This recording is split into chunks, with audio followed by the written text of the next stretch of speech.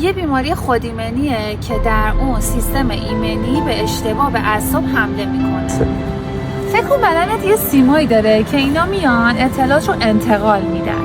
حالا MS میاد این انتقال اطلاعات رو مختل میکنه.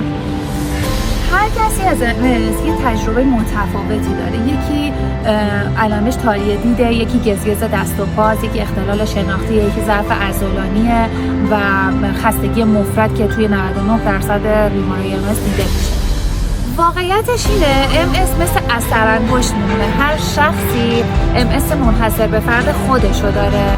یکی یه زندگی شاد و فعال داره، یکی از بیحالی و خستگی زیاد اصلا نمیتونه از جاش تکون بخوره.